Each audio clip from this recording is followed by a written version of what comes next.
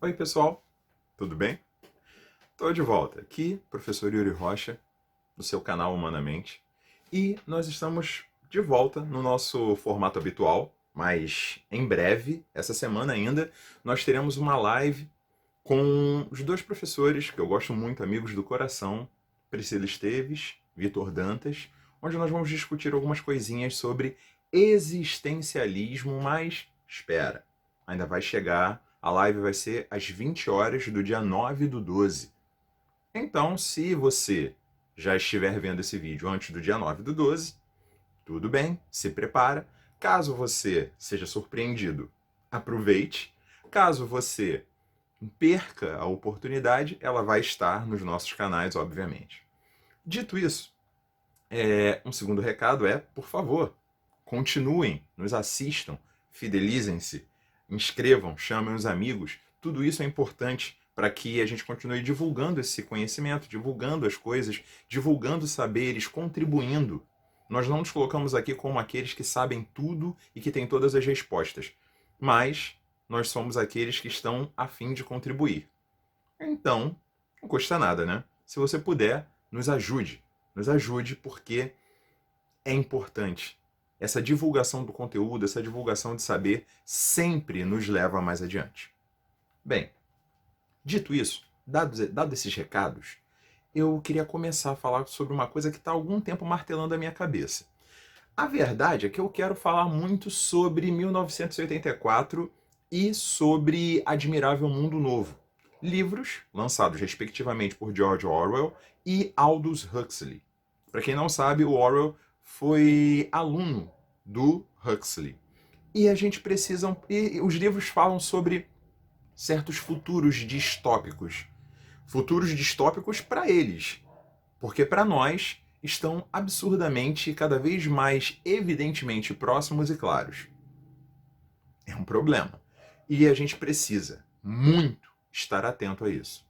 E eu gostaria demais que você pudesse, de alguma forma, nos ajudar. Contribua conosco, se filie aos canais, se inscreva, coloque seus comentários, nos ajudem. Isso ajuda. E muito a nós e a todos aqueles que de repente não têm oportunidade de ter um conteúdo legal para estudar.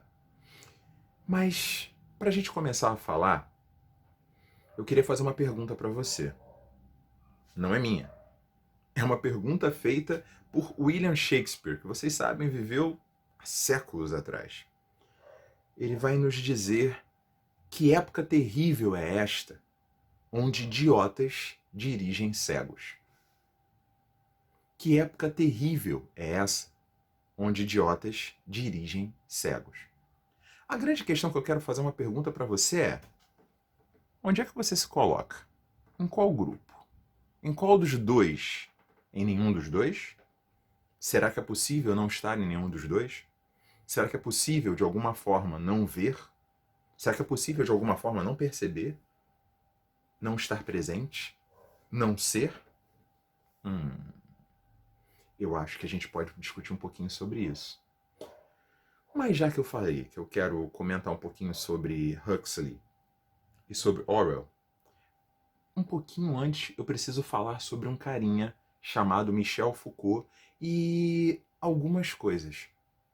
Eu preciso falar sobre loucura, eu preciso falar sobre escola, presídio, hospício. Eu preciso falar sobre corpos dóceis. E eu não estou falando de biscoito de gengibre. Eu estou falando com vocês que muito do que você acha, que pensa, fala, diz, não é dito por você. Você apenas reproduz. Mas se lembre, calma. Eu não estou aqui para me colocar como um arauto da verdade. Eu estou aqui simplesmente para te dizer uma verdade. É que eu não sei ao certo se tem várias ou uma só. Eu não sei te dizer ao certo se as pessoas que falam que se existem várias verdades estão com a razão, ou se apenas é conveniente achar que existem várias verdades porque assim eu não preciso me dobrar à necessidade de me adequar a algo que seja maior do que eu. Essa resposta eu deixo para você. Se vira um pouquinho, tá? Lê um pouco, se vira, entra em crise existencial. É legal ter uma crise existencial de vez em quando, parar um pouquinho, se balançar na cama e olhar e falar assim, caramba, em que mundo eu tô vivendo? Se a gente fizesse um pouco mais isso, a gente tinha um pouco mais de bobeira aí. Mas tem algo que eu quero deixar com você antes da gente começar a nossa discussão. Ela vai longe. Ela tem a ver com uma música. Uma música interpretada, acho que escrita também pela cantora baiana Pitty, em que ela vai falar uma coisa bem interessante. Pane no sistema, alguém me desconfigurou. Aonde estão meus olhos de robô? Eu não sabia, eu não tinha percebido. Eu sempre achei que era vivo. Parafuso e fluido em lugar de articulação. Até achava que aqui batia um coração. Nada é orgânico, é tudo programado. E eu achando que tinha me libertado. Mas lá vem eles novamente, eu sei que vão fazer reinstalar o sistema. Pense, fale, compre, beba, leia, vote, não se esqueça. Use, seja, ousa, diga, leia, vote, gaste, viva. Pense, fale, compre, beba, leia, vote, não se esqueça. Use, seja, gaste, viva.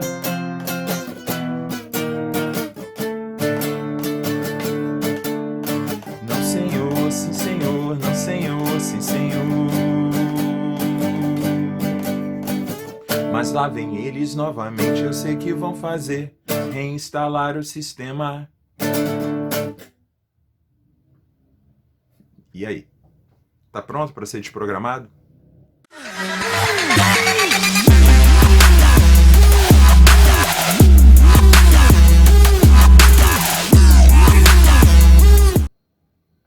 Oi pessoal, tudo bem? Tô aqui de volta.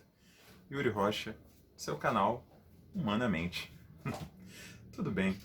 Olha só, eu queria começar essa nossa discussão lembrando um pouquinho do poeta britânico William Shakespeare, que, segundo os registros, nasceu em 23 de abril de 1564 e morreu em 23 de abril de 1616, que dizia: que época terrível é esta, onde idiotas dirigem cegos. É uma frase dura, é uma frase que nos incomoda, é uma frase que nos atinge. Se você for olhar, ele está falando isso entre os séculos XVI e XVII. Um local, a Inglaterra, onde muitos já começavam a pensar em outras formas de se fazer a ciência, de se pensar a ciência. E ainda assim ele dizia: que época terrível é essa onde idiotas dirigem cegos. Eu posso dizer a mesma coisa da época de hoje, sem saudosismos, sem querer ficar inventando coisas.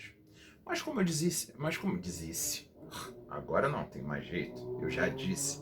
Mas como eu lhes disse antes, tem um ponto bem interessante para a gente começar a discutir.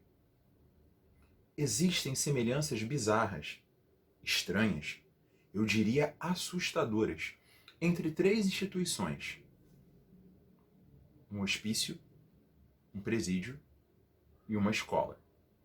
E eu vou dizer a vocês, todas essas semelhanças estão sendo feitas propositalmente.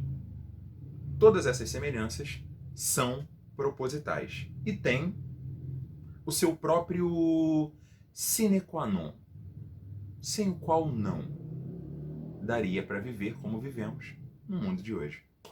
Eu vou consultar os meus alfarrábios, vocês não estão vendo, mas eu estou vendo, obviamente não vou decorar textos e textos e textos de livros, mas vendo nos meus alfarrábios, eu posso pedir a ajuda deles e há um pequeno pedaço de texto do Vigiar e Punir de Michel Foucault que me faz entender algumas coisas que eu quero que vocês vejam.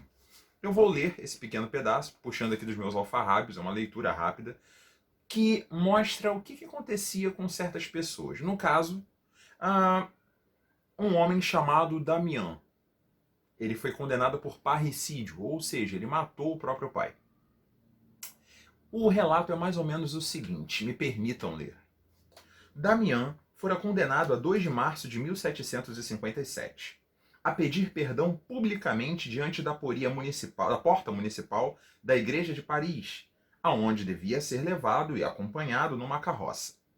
Nu, humilhado, de camisola, carregando uma tocha de cera acesa de 2 libras, ou seja, era uma tocha bem larga, feita para que a cera derretesse e queimasse as mãos de quem a estava segurando.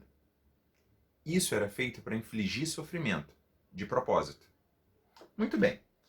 Em seguida, na dita carroça, na praça de greve, e sobre um patíbulo que aí será erguido, atesanado nos mamilos, ou seja, colocaram tenazes nos mamilos, na ponta do peito dele, tenazes, garras, e deram aquela torcidinha para apertar. Atesanado nos mamilos, braços, coxas e barriga das pernas, ou seja, a parte mais interna onde é mais dolorido. Sua mão direita segurando a faca com que cometeu o dito parricídio, ou seja, com a faca com a qual ele matou o pai. Queimada com fogo de enxofre, traduzindo, uma queimadura de altíssimo grau que leva a bastante dor. E as partes em que será atesanado se aplicarão chumbo derretido, óleo fervente, piche em fogo, cera e enxofre derretidos conjuntamente, e a seguir seu corpo será puxado e desmembrado por 4 cavalos, e seus membros e corpo consumidos ao fogo, reduzidos a cinzas, e suas cinzas lançadas ao vento. Então, eu vou parar por aqui. Eu poderia continuar lendo, tem um trecho ainda um pouco maior, mas eu vou parar por aqui, porque é um pouquinho violento que se continua. Traduzindo, o corpo de Damião, que era um assassino, foi completamente destruído. E é importante lembrar a questão simbólica dele ter, em uma área cristã, o seu corpo reduzido a cinzas. Pois acreditava-se que com o seu corpo reduzido a cinzas, ele não poderia ter a sua ressurreição no último dia, não haveria mais chances para ele, ele iria para o inferno de qualquer maneira. O que não quer dizer, se você tiver curiosidade de saber o que acontece no Vigiar e Punir, se não me engano, a página 55 de algumas das edições, você pode procurar saber o que aconteceu com Damião e você vai entender que ainda tiveram padres para confessar, o que é meio contraditório, levando em consideração que queriam que ele fosse para o inferno. Mas, tudo bem. A grande questão é que Damião foi condenado publicamente.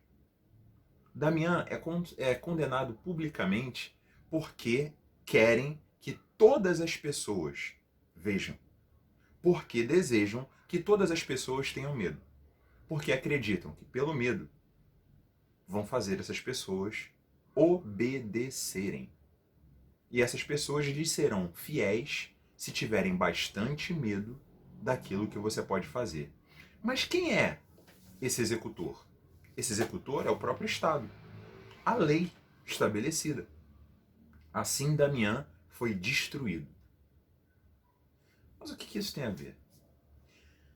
Tem a ver que, se nós formos ver ao longo da história como nós fomos educados para obedecer, como nós fomos programados para produzir e como nós somos estimulados para consumir, a violência faz todo sentido. A violência faz todo o sentido. Sem ela, nós não chegaríamos nessa parede sem prisões que é o nosso mundo moderno, do qual você não pode escapar, do qual eu não posso escapar. Mas nós também, assim como Damião, estamos atesanados. Estamos presos por tenazes, estamos presos por correntes, estamos presos a uma realidade da qual nós não podemos desaparecer, nós não podemos fugir, nós não podemos negar. Vamos tentar usar o Foucault como base, como linha para esse raciocínio nosso. Primeiro, Foucault foge daquela narrativa basicamente marxista, na qual o Estado vai ser detentor de um poder que se impõe sobre as pessoas. Primeiro, que para Foucault o poder não é necessariamente uma coisa. O poder é como a fibra ótica que carrega a minha mensagem até o seu computador, seu laptop, sua Smart TV, enfim, o aparelho que seu tablet, o aparelho qual você estiver me vendo. O poder é um feixe. O poder é um arco-íris. E ele se manifesta e se manifestará de diversas formas entre todas as pessoas. Não importa onde você esteja, o poder se manifestará. O poder vai se manifestar na sua relação com seus filhos, na sua relação com seus pais, na sua relação com seus patrões. O poder se manifesta em todo aquele lugar onde os desiguais, porque o poder é isso. O poder é uma manifestação desigual de força. Ele é uma grande problemática. Porque o poder, ele se manifesta através dessa assimetria, dessa desigualdade. Porque onde há igualdade, não há como haver relações de poder. O poder se impõe. E quando nós temos algo para barrar essa imposição, não há como manter o poder. Muito bem. Nós temos, assim, essa relação assimétrica de poder vindo desde muito tempo. Vamos pensar nos loucos. Eu vou explicar por que a gente vai chegar nos loucos. Os loucos, há muitos e muitos e muitos e muitos anos atrás, eram considerados visionários. Eram considerados aqueles que tinham uma capacidade de ver o que os homens comuns não viam. E em muitos lugares eram idolatrados, tratados com o maior respeito e reverência. E aí acontece com os loucos aquilo que acontece com tudo o que nós temos sobre esta terra. Nas palavras de Graciliano Ramos, no Alto da Compadecida, encontraram-se com um único fim irremediável, aquele que iguala ricos e pobres em uma única multidão. O tempo, meus amigos, nem é a morte, é o tempo. O tempo passou e as relações mudaram. Quando as relações mudaram, esses loucos que vagueavam de um lado para o outro, quando a gente pensa, por exemplo, no período feudal, que não estavam presos à segurança prometida pelo feudo, e que vagavam e viam e extrapolavam os, em média, 10 quilômetros de terreno da terra conhecidos. Em média, 10 quilômetros de terreno conhecidos por alguém que habitava fixamente um feudo. Era mais ou menos isso que a pessoa conhecia na vida. 10 quilômetros. Loucos vagavam por 100, 50, enfim, vagavam por aí. Por isso eram vistos como especiais. Mas a coisa muda quando a noção de soberania sobrepõe-se, historicamente, à questão do feudo. Porque a soberania, ela muda as formas de relação. E aí nós temos o contrato social. Nós temos os contratos sociais, né? Porque cada um dos grandes pensadores que vão estabelecer essa alternativa de visão social vão fazê-lo à sua própria forma. Nós percebemos, nós vemos, entendemos que tais coisas não podem ser simplesmente a mesma para cada um deles. Nós temos Hobbes, nós temos Jean Baudin, nós temos Jacques Bossuet. Nós temos posteriormente escritos dos iluministas, mas aí já é outra história. Mas cada um vai criar um Estado baseado em soberania, no qual a figura do rei é incontestável, alargando territórios, diminuindo a veneração e importância daqueles que nós chamávamos de loucos, que por andar, que por caminhar, conheciam muito mais do que aqueles que são sãos. Dizia Charles Bukowski que algumas pessoas nunca enlouquecem. Que terrível deve ser a vida delas. Enlouquecer de vez em quando é bom. bom perder um pouquinho o juízo. Juízo demais mata tudo aquilo que pode ser considerado autônomo e belo. Mas, enfim, esse poder focado na soberania nos leva a forças também desiguais, nos leva a condições que fazem com que o poder esteja, de qualquer maneira, atrelado, preso a instituições e não mais a pessoas. E aí, quando o poder está atrelado a essas instituições, é necessário repensar o papel do louco. É necessário repensar o papel do louco. Porque o louco não pode ficar solto por aí. O louco não pode simplesmente continuar a ser alguém como ele era. Os renascentistas vão começar a querer colocar novos lugares, ou como eu gosto de dizer, começar a dar novas respostas para velhas perguntas. E uma dessas velhas perguntas era o que fazer com esses homens que não eram considerados o padrão. Enfim, é aí que surge a questão de que é preciso disciplinar. Então, graças ao Renascimento e posteriormente à Revolução Científica, nós temos uma forma nova de lidar com os vagantes, com os lunáticos. Acreditava-se que a Lua, e o que é, de certa forma, não é um pensamento completamente equivocado, influenciava os loucos, por isso eram chamados de lunáticos. E aí nós temos essa grande questão. Eu preciso cuidar deles, para que eles não vaguem mais. Vagar está me dando problemas. Então, entre o Renascimento e a Revolução Científica, você começa com um processo de isolamento. Ele é estranho demais para ficar perto de mim.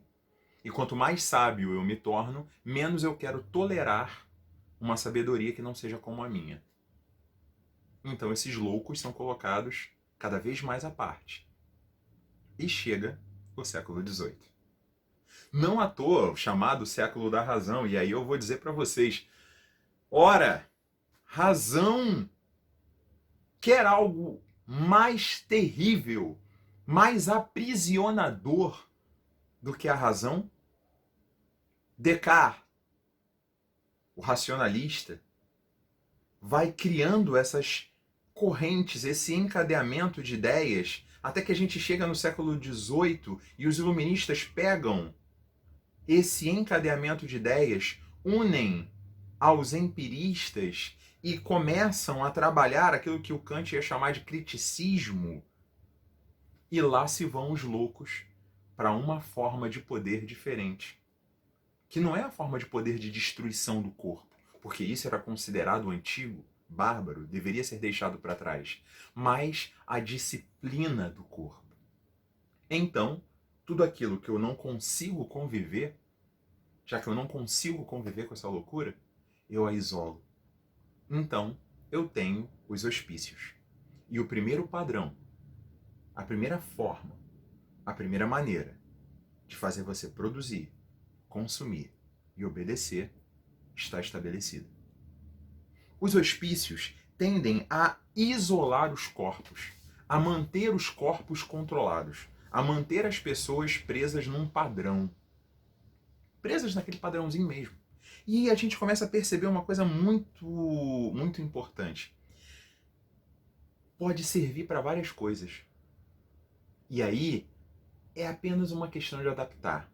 Servia para manter o lunático preso, servia para manter indivíduos tocados pela peste longe, isolados. É de se lembrar também, por exemplo, se você for ver, isolar doentes não é necessariamente uma coisa nova, não. Você pega relatos, por exemplo, da Bíblia cristã, muito interessantes, em que aqueles que eram tocados pela lepra andavam balançando sinos, de modo que pessoas pudessem ouvir ao longe o sino balançando e pudessem se proteger de leprosos. Isso era uma forma de afastar as pessoas também, de mantê-las longe do convívio social. O hospício, o local de isolamento, ele serve para isso. Primeiro eu pego as pessoas tocadas pela peste e as coloco em algum lugar onde elas não vão transmitir. Depois eu percebo que eu posso colocar aqueles que me incomodam, porque são tão diferentes de mim, em um lugar onde não farão mal. Pelo menos não é questão de fazer mal, de agredir ou fazer qualquer outra coisa, mas não farão mal à minha visão, porque eu não quero vê-los na minha racionalidade. A minha racionalidade exige que eles estejam extirpados da minha vista. Eles não podem ser vistos. Bem, isso faz com que isolar passe a ser uma boa ideia. E nós começamos a fazer as adaptações. Novamente, recorrendo aos meus alfarrábios, eu tenho um pequeno texto de Jeremy Bentham, chamado o panóptico, o panóptico. Você pode pegar essa estrutura de palavras, o panóptico, e entender pan como algo a todos, aberto, algo que envolve tudo. Óptico, ou ótico, aquilo que é da visão. Jeremy Bentham criou um esquema de prisão onde nós podemos ser vistos, ou melhor, o prisioneiro pode ser visto a qualquer momento, de qualquer lugar.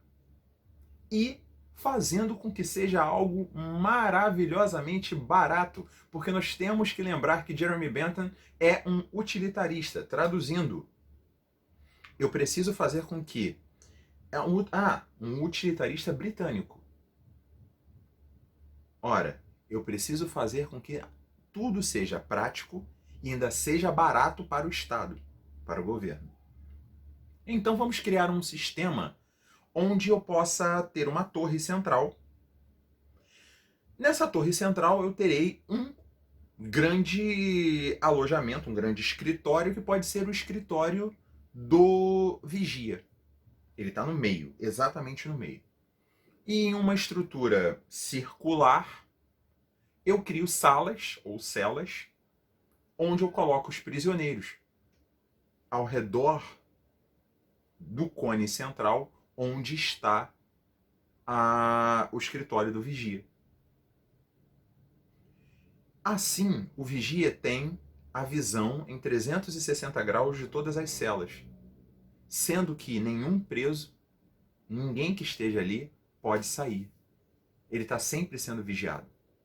E isso dá a velha e boa condição de disciplina. Mas é uma disciplina qualquer? Não. É uma disciplina calcada pela ideia de que eu estou sempre sendo visto. Existem disciplinas e disciplinas. Talvez a melhor delas seja aquela que você se auto-impõe, não porque alguém está querendo colocar para você, mas porque você percebe que é algo que vale a pena. Como, por exemplo, eu não preciso que tenha um pardal no sinal vermelho para que eu não atravesse quando eu estou dirigindo o meu carro. Eu devo parar no sinal vermelho porque eu devo parar no sinal vermelho independente de qualquer coisa. Ora, quantas vezes de repente você, ou até mesmo eu, fomos quase atropelados porque o sinal perto da nossa casa não tem um pardal, ou seja, não tem uma câmera coercitiva, para evitar que a pessoa passe de moto em última velocidade pelos cantos, querendo cortar todos os carros. Ou, como é o caso muito comum aqui no Rio de Janeiro, quando um agente de transporte, seja ele de transportes públicos de qualquer natureza, corta todos aqueles que estão parados, esperando o sinal abrir, porque ele, afinal de contas, é o mais importante de todos. E ele não pode seguir a lei que mantém a todos seguros no trânsito. Traduzindo, é a ideia de que as pessoas só obedecem porque tem algo que pode lhes dar uma punição. A questão é, será a mesma punição do Damian, aquela coisa bárbara de ser despedaçado em pedaços? Não. É artesanar ainda mais, tirando a única coisa que você acha que realmente tem, a sua liberdade, que aliás não te pertence, se alguém pode tirá-la de você. Se há um mecanismo tão grande assim de controle, você não é livre. Você é controlado e você tem uma liberdade possível, não uma liberdade total. Dessa maneira, nós temos essa possibilidade de controle através de isolamento. E a possibilidade de controle através de isolamento fica muito clara quando Bentham vem falar para a gente do panóptico, e eu vou ler junto aos meus alfarrábios. Peço para você de novo que me dê essa oportunidade, porque vale muito a pena. Ele vai dizer o seguinte: o edifício é circular. Os apartamentos dos prisioneiros ocupam a circunferência. Você pode chamá-los, se quiser, de celas. O apartamento do inspetor ocupa o centro. Você pode chamá-lo, se quiser, de alojamento do inspetor. A moral reformada, a saúde preservada, a indústria revigorada, a instrução difundida, os encargos públicos aliviados, a economia assentada, como deve ser sobre uma rocha, o nó górdio da lei sobre os pobres não cortado, mas desfeito tudo por uma simples ideia de arquitetura. Aqui cabe uma pequena explicação. Nó górdio tem a ver com Górdio, que era um rei lendário da região da Frígia, atual Ásia Menor, você conhece como Turquia. Ou seja, um nó górdio referia-se à força, ao poder e à capacidade desse rei de manter as coisas sob a sua guarda. Por isso, nó górdio. Beleza? Eu sei que é uma coisa de cultura inútil, a gente fala da pressão. Enfim, deixa pra lá. Era só mesmo para lembrar disso. E há um ponto importante. Aí a gente chega onde nós queremos. A ideia de disciplina como uma forma de fazer você continuar consumindo, produzindo, obedecendo. Isso é ótimo, isso é bom, porque a indústria no século XVIII, no século XIX, percebem que quanto mais você obedece, mais você produz. Percebeu? Notou? Se ligou? Come on, boy, come on, girl. Time is money. Tempo é dinheiro. Quanto mais você obedece, mais você produz. E você é ensinado, já que a gente está num país que nós nos livramos da ideologia, agora nós estamos completamente livres da ideologia. Eu posso falar essas palavras livremente, sem um nó na garganta. Você percebeu que você agora obedece direitinho e não reclama? Que vida maravilhosa, né, gente? Porque, afinal de contas, como foi proclamado, acabou a corrupção no Brasil. Acabou a corrupção no Brasil. Por isso, todas as investigações, todas as questões têm que ser separadas. O nó górdio da lei, como diria lá o Bentham, foi desfeito por uma simples arquitetura. Se eu posso falar, nessa relação de feixes, arquitetura do poder. Como arquitetura do poder? É só fazer um acordo com o Supremo, com tudo. Ninguém nos ouviu. Só você. Passe adiante. Passe adiante. Bem, dessa forma, eles não estão aqui. Dessa forma, a gente pode continuar falando uma coisa bem interessante. Um modelo prisional hospitalar começou a ser reproduzido em um outro ambiente, que de repente você que está me escutando conhece muito bem. Me permita...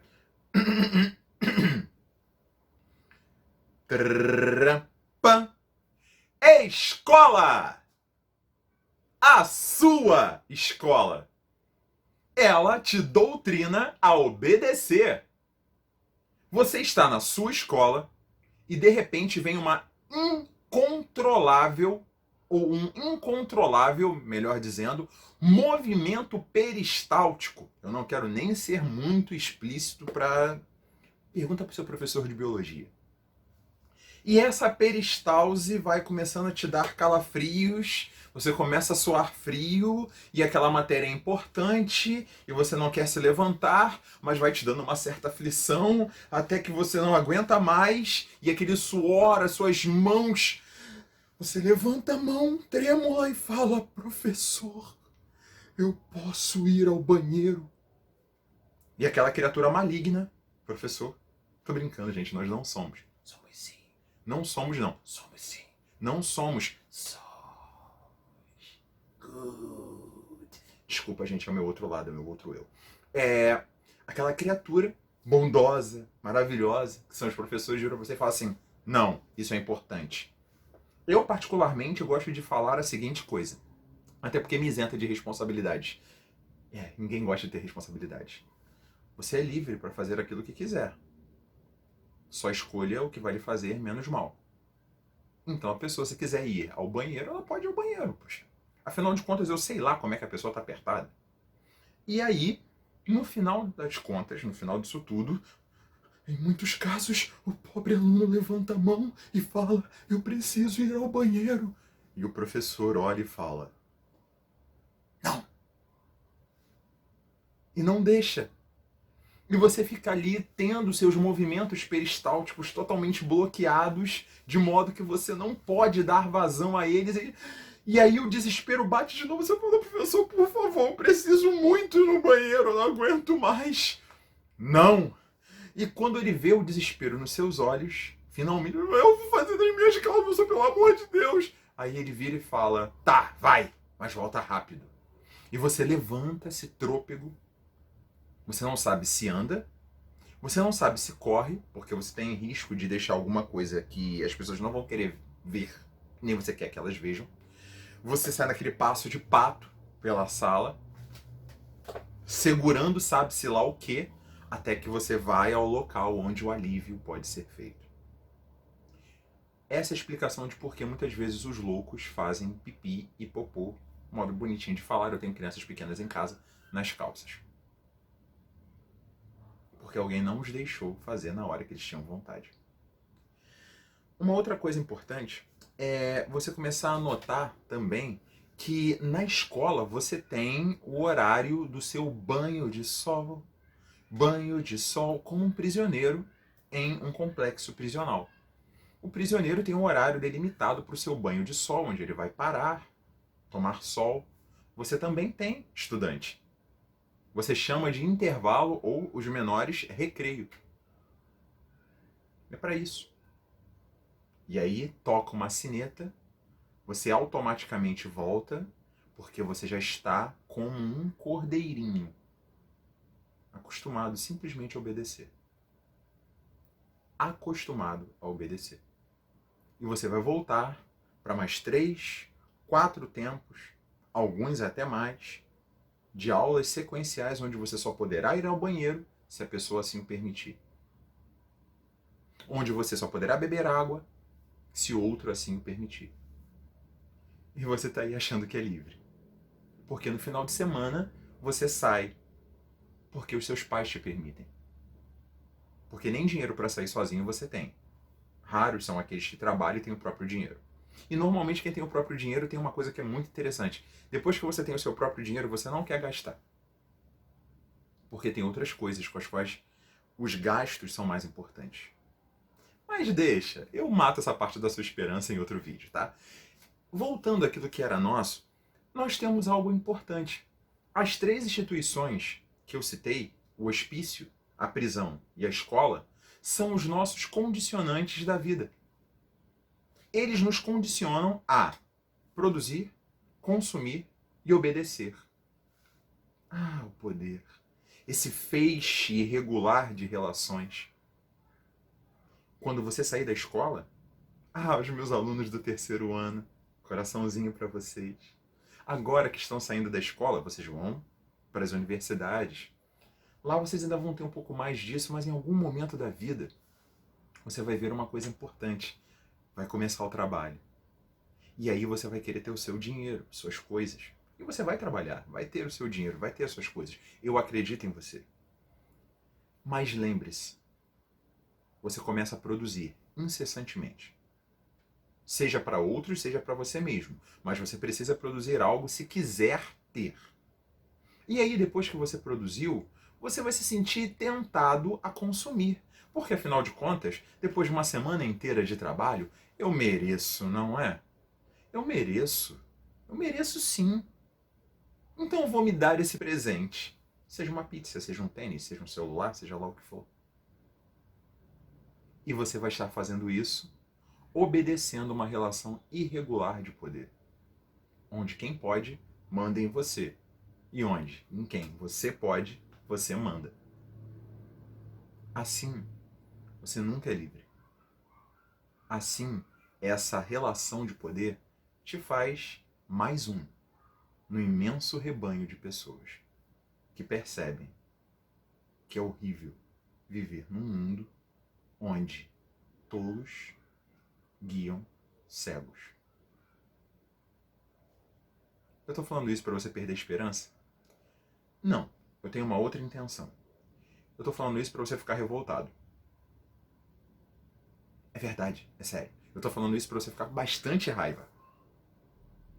Porque, como diria um personagem, eu não vou citar aqui, questão de direitos autorais, de uma graphic novel sobre deuses que acabam nos Estados Unidos, um desses deuses, inclusive africano, ele está num navio negreiro e fala: bom, a raiva é boa.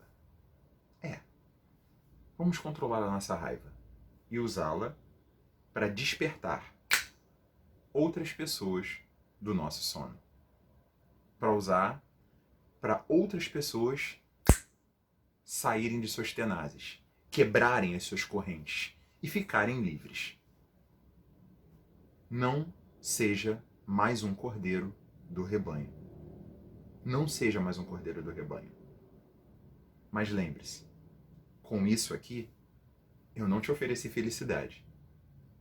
Eu te dei um caminho para uma possível liberdade. De verdade. Nada mais do que isso. Se você encontrar dor no caminho, não me culpe. A escolha de segui-lo foi sua. Mas eu espero que você faça essa escolha. Eu espero que faça. Aqui nós ficamos. Eu sou Yuri Rocha, professor do Humanamente. Vem comigo. Mais uma coisa, por favor, se inscreva. Deixe seu like. Compartilhe. Nós agradecemos. E esperamos você na próxima. Lembre-se das nossas lives que ocorrem sem muita ordem, sem muito prazo, porque a vida também precisa de caos, não é, minha gente? Vamos enlouquecer um pouco. Muito obrigado por estar aqui. Ah, só uma lembrança. Lembra, eu falei sobre corpos dóceis? O rebanho é um corpo dócil. Por quê? Porque ele produz para consumir e consome por obedecer. Dito isso, agora eu verdadeiramente me despeço. Um beijo. Nunca se esqueça. Conhecimento, conversa, diálogo, tem aqui. Vem comigo! Tchau, tchau.